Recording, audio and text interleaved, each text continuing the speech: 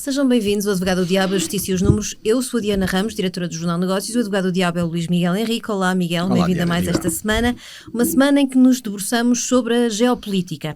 A KPMG acaba de lançar uma análise aos principais riscos geopolíticos de 2025, a atualização de um documento que trabalham ano após ano e que é feito com inquéritos a gestores de topo mundial.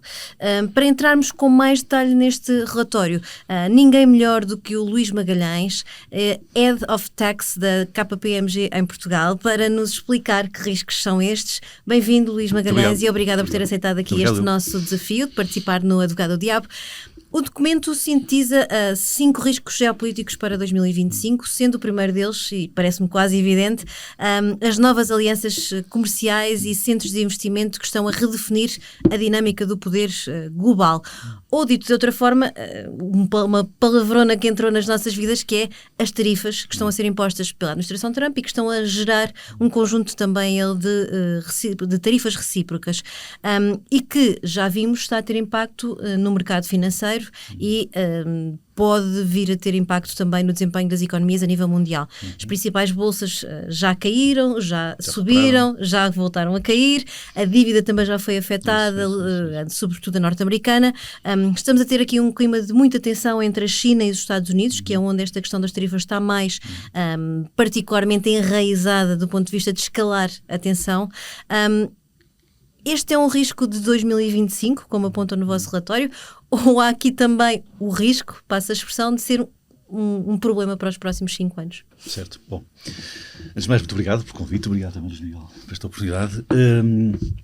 Eu acho que é interessante e é importante o papel que os mídias podem desempenhar nestes temas, porque, como vocês, enfim, sabem melhor do que nós, alguns destes momentos que estamos a viver são muito propícios para uma análise mais superficial, pouco fundamentada e pouco rigorosa. Isso por vezes, enfim, preocupa-nos, porque a nossa vida não é bom para ninguém e, portanto, acho que é muito importante estas reflexões mais fundamentadas.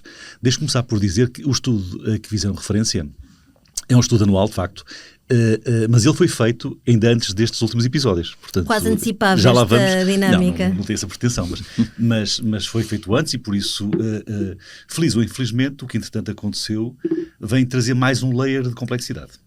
Okay? Portanto, estamos aqui a viver e ontem à noite, enfim, estamos hoje a gravar isto à hora do almoço, ontem à noite tivemos mais uma reversão de uma tendência de anteontem. Portanto, o que estamos aqui a enfrentar... anúncios de tarifas recíprocas e depois a suspensão. Negociações e por aí adiante. Portanto, enfim, eu acho que nesta madeira, sinceramente, a primeira coisa que é preciso ter é calma. Acho que e o que estamos a ver no mercado de capitais, em particular nas bolsas europeias e norte-americanas, é tudo menos isso. Estamos a ver uma volatilidade muito grande.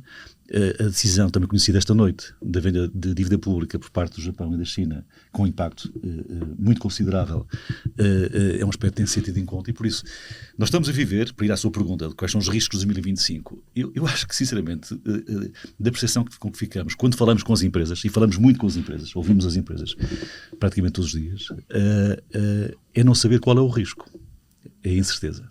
A incerteza é o pior dos riscos? Não, é o pior dos riscos. Para um empresário, não é? Alguém que gera recursos como capital, pessoas, conhecimento, a pior coisa que pode existir, e também na área que eu acompanho mais, que são os impostos, como sabem, a pior coisa que pode existir é, de facto, a incerteza.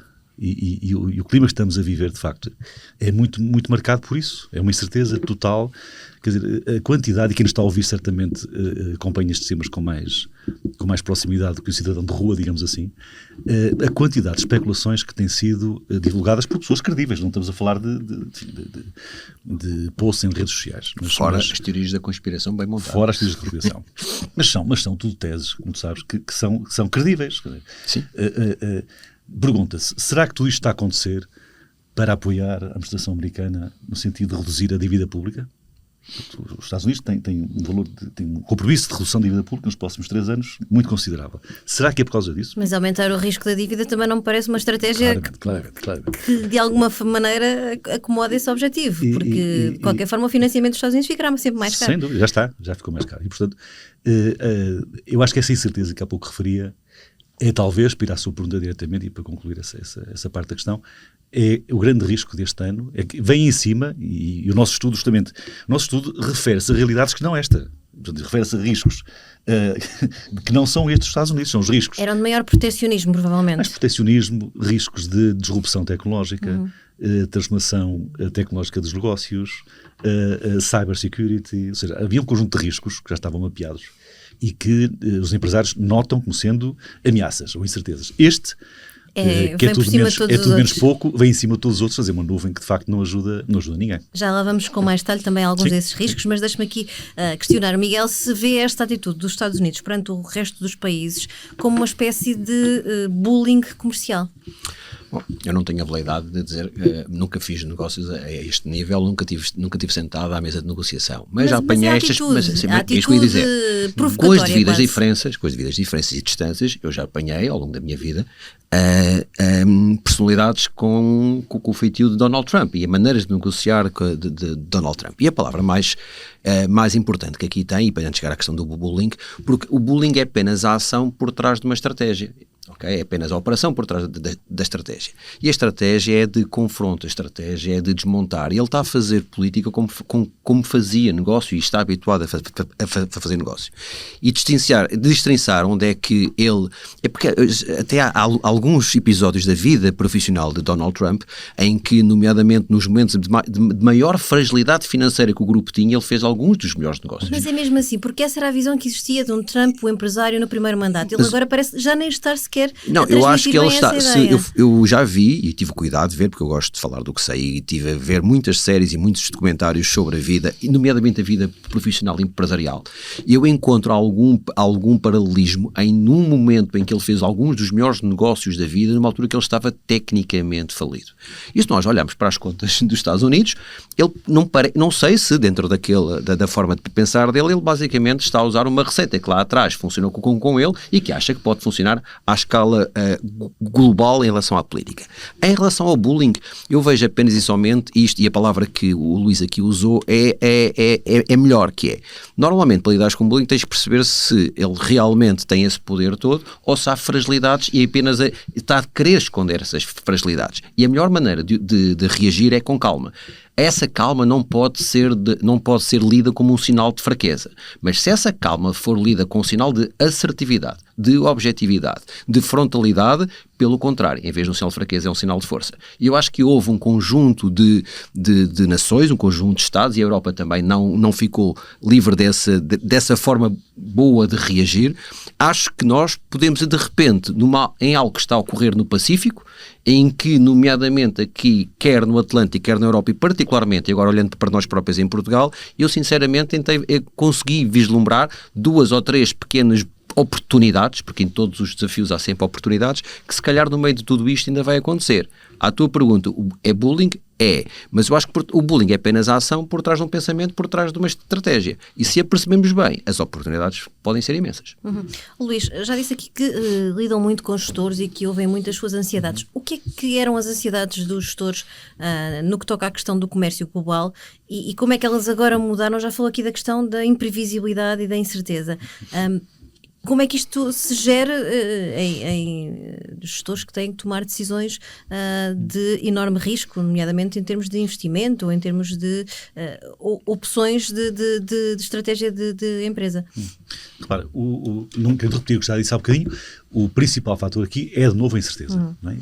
Vamos recuar 3 anos e vamos pensar no que se passou, ou 4 anos talvez, pensar no que se passou a nível mundial também, com a disrupção das cadeias de abastecimento. Com a disrupção do Covid. Não é? Toca muito na sua pergunta, não é? E se formos objetivos, não é? Eu acho que facilmente concluímos que as empresas, no geral, vamos pensar nas portuguesas, deram uma lição de uma capacidade de adaptação e de se reinventarem do ponto de vista até logístico, com as cadeias de distribuição. Todos nós lembramos do que foi a disrupção do transporte marítimo, em que os contentores estavam perdidos por esses portos no mundo e os porta-contentores não estavam lá. E, portanto, enfim, houve ali, de facto, períodos muito, muito difíceis e as empresas, no geral, conseguem resolver os problemas. Mas agora, 4 anos depois, arriscam-se a ter que se reinventar outra vez. Mas isso é a vida. O que há aqui, de facto, comum com o Covid é esse fator de incerteza. Convém recordar. Nós já nos esquecemos disto, parece que foi há décadas. Mas em 2001, não é? Quer dizer, quando tivemos filhos, alguns de nós infectados com o Covid, nós não sabíamos se iria haver vacina, não saberíamos se a doença era mortal de forma diferente do que foi, infelizmente, para muita gente, e, portanto, mas isso foi resolvido. Neste caso aqui, eu acho que há pontos de contacto, que é essa incerteza e essa dúvida sobre o que fazer. É isso que nós sentimos mais do lado das empresas, mas também lhe digo o seguinte, quer dizer, eu digo-vos a vós o seguinte, nós vemos empresas que, tal como dizia o Luís Miguel, estão a identificar oportunidades neste cenário. Várias empresas portuguesas, industriais, e bem, mas vemos, no geral, um sentimento de insegurança e, sobretudo, de novo tentando responder à Diana, que é adiar decisões. E isso para a economia não é bom. As empresas, os empresários adiam decisões, seja de investimento, seja de expansão, porque esperam um sinal mais consistente daquilo que é a evolução deste período difícil que estão a atravessar. Miguel, e sem previsibilidade, como é que acha que os gestores podem tomar decisões seguras neste contexto? O Luís está a dizer aqui que há adiamentos. Vai ser normal o adiamento de decisões mais estratégicas? Eu acho que voltamos à calma e à tranquilidade, isto é, acho que a proatividade... Para quem tem que entregar resultados aos acionistas ou se comprometeu com um plano estratégico, é difícil justificar a calma. Não, neste momento tem uma boa justificação, até porque é um elemento externo que é imprevisível em relação à questão. Agora, o que é que eu acho? A tua pergunta é de decisões seguras. As decisões têm que ser sempre as mais seguras possíveis, porque qualquer negócio tem risco. E neste caso em particular, e eu queria também aproveitar aqui um bocadinho a explicação que o Luís estava a dar à resposta anterior, que tem a ver com a capacidade que as empresas portuguesas em particular, até um bocadinho pela dimensão, mas também pela flexibilidade mental, pela agilidade, a capacidade de reinventar que está muito na nossa cultura. Nós temos uma capacidade de adaptabilidade muito superior a muitos outros povos, a muitas outras nações, que até são melhor organizados, melhor estruturados do que nós. Mas nestes momentos em particular, e nós já tivemos, se olhamos para os últimos 15 anos, quer no Troika, quer no Covid, aqueles foram alguns momentos disruptivos, as nossas empresas, os nossos empresários tiveram uma capacidade de sobrevivência muito para além daquilo que seria expectável, se calhar, e eu sempre ouvi dizer em toda a minha vida que a necessidade aguça o espírito, não é? E aqui mais uma vez a necessidade vai aguçar o espírito. E nesse momento em particular eu continuo a encontrar um melhor fator de diferenciação entre as nossas empresas, entre os nossos empresários, até um bocadinho pelo facto da sua dimensão. A facto de não sermos gigantes, não é? Tirando, se calhar, um punhado de empresas que nós temos, dá-nos uma agilidade, uma capacidade que outras empresas, em França, Itália e Alemanha, não a têm. São pequenas quando comparadas com outros países europeus ou internacionais. Luís Magalhães, o crescimento das empresas no atual cenário e no atual contexto geopolítico está posto em causa. Já disse que há aqui decisões que estão a ser adiadas, mas vê, por exemplo, as empresas terem que refazer planos estratégicos totalmente por causa disto? Acho que não. Sinceramente, acho que não. É que nós estamos a falar quase literalmente hora a hora, quer dizer, hoje de manhã a realidade mundial é diferente de ontem à noite, quando fomos visitar-nos. Portanto, acho que não, sinceramente acho que não. Acho que naturalmente haverá algum adiamento, algum atraso, decisões estão a ser postecipadas, mas não acredito que haja uma radical alteração da estratégia, até porque... Eu digo isto, por exemplo, o plano de investimentos da EDP já tinha sido encurtado no ano passado por causa do aumento do custo de investimento, este ano por causa da mudança da administração de Trump foi inevitável que voltasse a reduzir e a cortar investimento. Tal e qual. Mas nada disto é irrelevante, agora eu acho que parece claro para todos que é muito difícil perspectivar de forma estável o que vai acontecer nos próximos anos, nesta fase. E, portanto, ontem, há 24 horas atrás, foi tomada uma decisão, aparentemente, enfim, de acordo com os meios de comunicação social, de adiamento da entrada em vigor um conjunto de países relevantes das tarifas. 90 dias. Bom, eu não sei o que é que vai acontecer daqui a 3 meses. Não sei se vai dizer que afinal são mais 90, se afinal naquela noite, à meia-noite, entrou em vigor, não faço ideia. Mas ninguém sabe. A União Europeia também já disse que ia adiar as suas porque a sua pergunta foi estratégia. Eu acho que estrategicamente não. Acho que não vai haver alterações, a não ser que tenhamos aqui uma realidade mundial nova, não é? E que, de facto, como é evidente, ter tarifas desta ordem no comércio internacional não é nada irrelevante para ninguém. E, portanto, aí sim as estratégias vão ter que ser repensadas. Mas, por agora, eu acho que não está claro na cabeça de ninguém, ou de muita gente, o que é que vai acontecer em relação a isto. Se veio para ficar, se é um tema de bullying que o Luís Miguel comentava, se é um tema tático para atingir outros objetivos, e, portanto, não acredito que a estratégia esteja neste momento a ser repensada. Miguel, e a economia europeia e a portuguesa vão começar a ressentir-se, porque tivemos Espanha, por exemplo, a dizer há uns dias que vai haver um impacto nas exportações, mas que não conta que a sua economia seja beliscada, não haverá grandes oscilações. Mas já temos, por exemplo, a Alemanha muito preocupada e os 3 institutos de análise de acompanhamento da economia alemã a anteciparem mais uma recessão naquilo que é o motor do euro.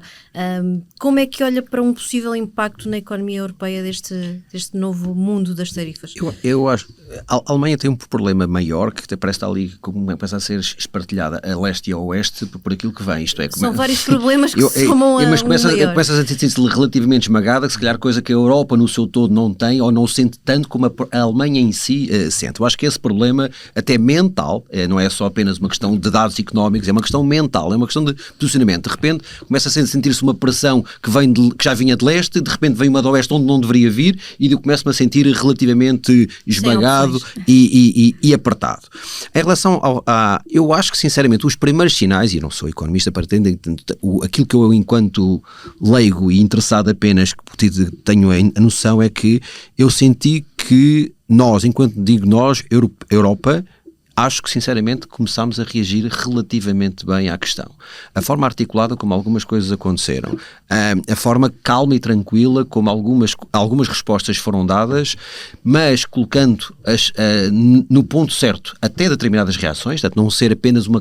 Eu acho que Donald Trump, em determinado momento, até poderá ter pensado que a Europa era completamente submissa. Se falares com norte-americanos, a ideia que têm dos europeus é um bocadinho decorrente da Segunda Guerra Mundial, que se não fossem eles, tanto os franceses são assim, os italianos são assado, e isso ainda continua lá. Portanto, continuar, foram eles que nos vieram salvar e há quase um poder de submissão da Europa constante e contínuo ao longo de décadas. E mantém-se, porque vimos, por exemplo, naquela revista Atlântica que transcreveu as mensagens de nomes relevantes da administração Trump e que a ideia sobre a Europa não é preciso estar a nível militar, não é preciso estar a nível político, as pessoas, digamos, o cidadão comum continua a ter esta ideia bem gravada e bem cravada dentro da cultura e do dia-a-dia norte-americano. Eu acho que não estavam à espera de uma resposta tão inteligente, tão sábia, tão calma, mas tão assertiva que a Europa teve. Portanto, sinceramente, eu acho que com calma e tranquilidade, acho que vamos nos saber defender e o impacto que isto irá ter será muito menor na Europa, será menor se calhar ainda até em Portugal, lá está pela dimensão da nossa economia, das nossas empresas, e vamos encontrar oportunidades, do que aquela que será no próprio espaço norte-americano.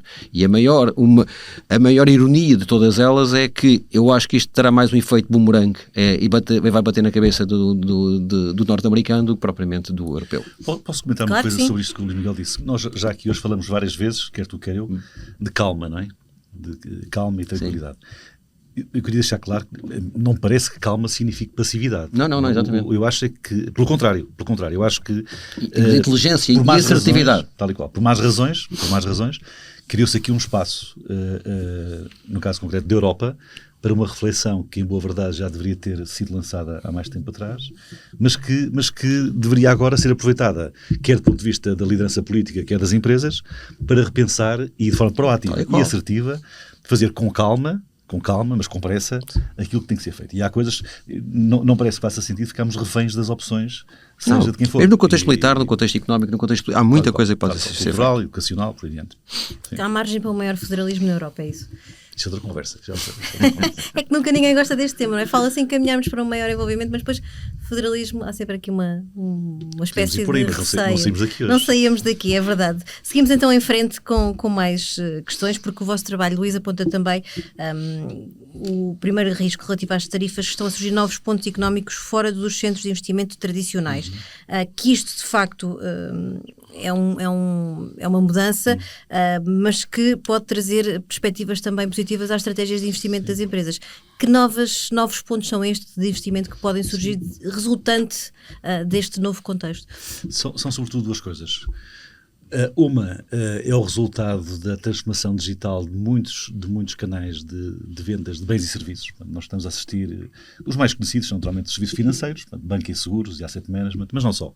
Há muitas áreas de serviços em que a revolução tecnológica está a provocar disrupções e, portanto, podia dar uma lista infindável de setores de atividade, não falando em clientes, onde isso já está a acontecer. Já vinha acontecendo e continua a acontecer. Mais fácil nos serviços, sobretudo. É mais fácil nos serviços. Do lado dos bens, o que temos visto também, e muito resultado do Covid, foi um afinamento das estratégias de distribuição. Portanto, o e-commerce está a ter uma relevância brutal e, portanto, nós temos, não fazendo publicidade, mas tendo a Amazon à distância de menos 24 horas de nossa casa a colocar coisas que vêm de toda a parte do mundo, com centros de logística instalados aqui na Península Ibérica, conseguimos ter em casa praticamente quase tudo, desde livros, bens de vestuário, enfim, o que é que seja. E, por isso, há de facto uma evolução muito rápida, uma aceleração dos canais de distribuição, portanto, logística, para bens, nos serviços, digital. É impressionante o que já aconteceu, é impressionante o que está a acontecer e parece-me que será impressionante o que vai, nos próximos tempos, continuar a verificar-se. E, portanto, essa disrupção, lá está, a calma que há bocado referia, como não sendo uma atitude passiva, deveria suscitar nos empresários e nos gestores essa busca da forma de se diferenciar da concorrência, seja de onde for, da Ásia, dos Estados Unidos, da África, usando aquilo que nós temos de muito bom cá na Europa. Nós temos uma fonte de conhecimento muito forte. Se calhar falta-nos um bocadinho o espírito norte-americano de empreendedorismo, de agressividade, de risco, correr riscos. Temos mais receio de falhar, mas temos ótimos casos cá em Portugal de empresas que não têm medo de arriscar e dão cartas nisso todos os dias. Mas Miguel Henrique, já me disse que as empresas portuguesas certamente não vão ser penalizadas ou muito abanadas por isto. A verdade é que o Governo está a preparar um pacote de medidas. À hora que estamos a gravar, o Conselho de Ministros ainda está reunido. Não temos ainda detalhes sobre estas medidas, mas a ideia que tem sido passada é que serão sobretudo apoios para que as empresas possam canalizar as suas vendas para outros mercados, outras geografias que não nos Estados Unidos. Acredita nesta estratégia de apoio às empresas? Eu acho que o Governo está a fazer o papel deles e acho que sinaliza e dá-lhe um rumo, mas com todo o respeito, eu acho que estas coisas dependem sempre muito da ação da empresa, do empresário, do setor e de forma até um bocadinho agregada. Não acredito na determinação arbitrária de um Estado dizer assim, agora vamos começar a vender ali estes produtos A, B e C produzidos pela empresa Y e K. Isso não acontece assim. Mas, lá está, é importante dar sinais. É importante dar sinais de união, de preparação, de visão, de um caminho e pronto, e aí sim permitir que as próprias empresas, os empresários, os setores, as associações empresariais, umas articuladas, outras isoladas, mas comecem a fazer aquilo que nós sabemos fazer bem há muitos anos, que é descobrir mercados, vender produtos e ganhar dinheiro. Portanto, isso é tão simples quanto isso. Quem é que o vai fazer melhor e pior? Quem tiver mais agilidade, quem tiver mais capacidade, quem tiver mais proatividade, quem tiver mais risco. Mas volto a dizer, nestas questões nós somos bons a aproveitar oportunidades e a fazer da necessidade um engenho enorme. Luís, um outro risco que vocês apontam no vosso estudo, já falámos aqui muito da questão do comércio, mas tem um outro risco que é a questão do panorama tecnológico muito politizado. A verdade é que olhamos para a tomada de posse da administração Trump e vimos exatamente o setor tecnológico em peso na tomada de posse de um presidente norte-americano. Este é o efeito de Trump na Casa Branca também, esta maior politização do setor tecnológico? Eu percebo a dúvida, eu percebo a questão, quer dizer, mas eu sinceramente acho que é mais cosmética do que realidade. A nível mundial, sempre aconteceu isto. A nível mundial, sempre que, seja na indústria, aconteceu isto muito na indústria, os grandes empresários, os grandes gestores, os grandes acionistas, as grandes corporações industriais, nos serviços financeiros, na banca, na energia, nas telecomunicações, no armamento, enfim, sempre que há fases onde estes temas são particularmente relevantes, essas entidades dão o seu contributo, estão presentes. Eu percebo a ideia, até baseado muitas vezes em, enfim, algumas coisas que parece que aconteceram, sobre interferências, enfim, não propriamente implícitas, destas pessoas em algumas decisões. Eu percebo isso. Mas não vi aqui que estejamos a ser condicionados pelos oligarcas tecnológicos. Não sou cínico, não sou ingênuo, acho eu, mas desde aí extrapolar em que pontualmente alguma coisa menos boa possa ter acontecido. Dizer que globalmente estamos nas mãos de 4 cavalheiros ou 5 cavalheiros, não acredito. Então, quando apontam como risco esta questão do poder tecnológico ser um risco também para as empresas, é mais a luta pela tecnologia, ser também um instrumento de poder? Isto é o sinal do mundo que vivemos. Portanto, não é por acaso que aquelas pessoas que lá estavam. Não estavam outras, estavam aquelas, não é? E, portanto, essas pessoas lideram conglomerados muito relevantes na vida que nós todos temos. O telefone que você tem na mão resultou de investimentos de uma das empresas que estava lá presente. E por isso, mexe com a nossa vida, mexe com as empresas, com as famílias, por isso, aquilo é o sinal do mundo em que vivemos. Não acho que daí seja razoável extrapolar que... E estes riscos que vê, onde é que vêm então estes riscos para as empresas de uma maior politização do setor tecnológico? Eu não vejo, Diana. Não vê? Não vejo, sinceramente. Não vejo. Miguel, preocupa-o esta questão dos oligarcas ou acha que, como o Luís estava a dizer, não há aqui grande ameaça aos restantes setores e às restantes empresas? Deixa-me dizer o seguinte sobre isto. Podes discordar. Vou discordar.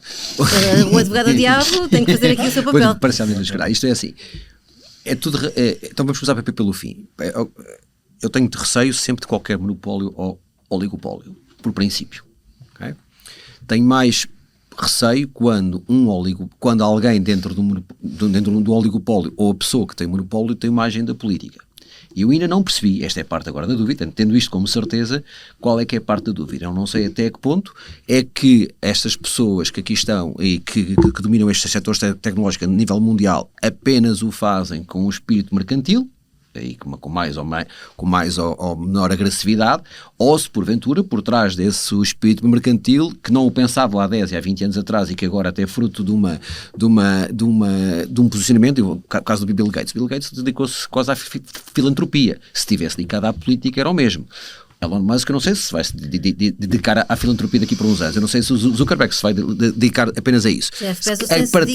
A partir do momento em que cada um destes possa querer ter a sua agenda política, a capacidade de influenciar, positiva ou negativamente, a agenda, não apenas em microescala, mas à escala global, é grande. E essa é a parte que eventualmente o mundo, não é? Tem que pensar e tem que se preparar. Ao que faz às outras empresas, cada vez mais todas as empresas dependem da tecnologia. Se toda ela está concentrada nas mãos de 4 ou 5, voltamos ao risco do oligopólio, particularmente quando houver uma agenda não tão clara e mercantil pura. Luís, já estamos aqui bastante avançados no tempo. A primeira parte da nossa conversa tomou-nos aqui de facto bastante tempo, mas vocês também olham para um dos riscos que existe em 2025 e que está sobretudo associado ao ambiente fiscal fragmentado, que é uma área que acompanha com particular atenção. Há países que têm recuado no IRC global, há outros que já têm vindo a implementar, mas vê aqui uma espécie de recuo sobre este avanço que tinha sido feito da taxa de IRC mínimo global, ou isto era uma boa intenção que pode arriscar cair no atual contexto? Sim, é como diz, esse é um tema que eu acompanho já há muitos anos. E este tema da tentativa de assegurar que os impostos não criam mais incerteza e mais insegurança e mais disrupção a nível global já dura mais de 30 anos, na OCDE. É uma conversa que nós conhecemos, já que em Portugal acompanhamos isto há muitos anos. Já houve várias tentativas, como a Diana diz, e todas falharam. Tinha-se caminhado com passos mais seguros no ano passado, agora aparentemente há aqui algum recuo ou receio de que isto possa não avançar. Nós acompanhamos isto, como digo, trimestralmente temos reuniões a nível europeu a ver o que está a passar e com países da OCDE, com outros países da OCDE.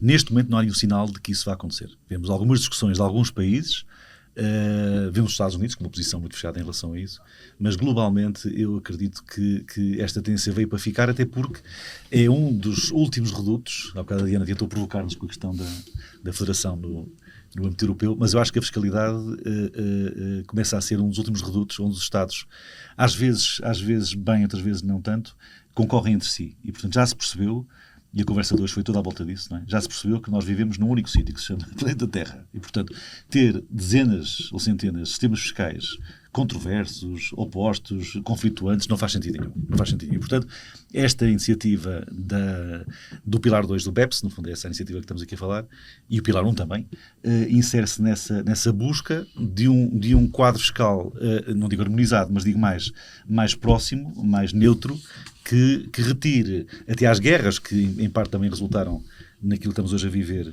entre os Estados Unidos e a Europa, sobretudo nas tecnológicas, em que buscam praças fiscais altamente privilegiadas sem que isso tenha uma realidade substantiva aderente. E, portanto, esta iniciativa da OCDE, que eu acho que é muito bem-vinda, ou devia ser muito bem acolhida por todos nós, eu acho que veio para ficar. Poderá atrasar um pouco também, mas acho que veio para ficar. E uma última questão para ambos, para fecharmos também, porque a conversa vai longa. Os políticos que vão concorrer às próximas legislativas de 18 de maio estão cientes dos riscos globais e dos riscos geopolíticos? Eu pedia se calhar ao Miguel para começar e para depois ter o nosso convidado Luís Magalhães a primazia de fechar aqui a conversa. Para libertar mais tempo para o Luís. A palavra, estão conscientes, sim. Se isso lhes importa no impossível, porque a agenda interna, a microgestão de um conjunto de áreas, departamentos e temas, não penso que possam caber neste momento na cabeça, que seja de Luís Montenegro ou de Pedro Nuno dos Santos. Luís Magalhães, como é que vê? Não sei. Mas tem acompanhado, tem visto os debates, não se ouve muito a discussão em torno disto, os programas eleitorais também não evidenciam particular preocupação. Há, aliás, algum despesismo em algumas medidas que estão a ser anunciadas. Eu acho que isso que o Luís Miguel está a dizer é que, tipicamente, a agenda política tem tem padrões e preocupações mais de curto prazo, mas é evidente que acho que não passa pela cabeça de ninguém que os principais responsáveis do nosso país não estejam conscientes dos desafios que encontram, muitos dos quais não dependem de si, são desafios globais, como sabemos, portanto, nada depende de Portugal nessa medida, mas eu estou consciente. Conscientes têm respaldados na questão europeia. O que farão a seguir logo se verá. Muito bem. Está assim feita mais uma análise desta semana de olhos postos na geopolítica e nos riscos associados para o ano de 2025. Obrigada, Luís Magalhães, por nos ter ajudado nesta conversa do Advogado do Diabo. Obrigada, Luís Miguel Henrique, por mais esta análise. Assim que nos acompanha. Até breve.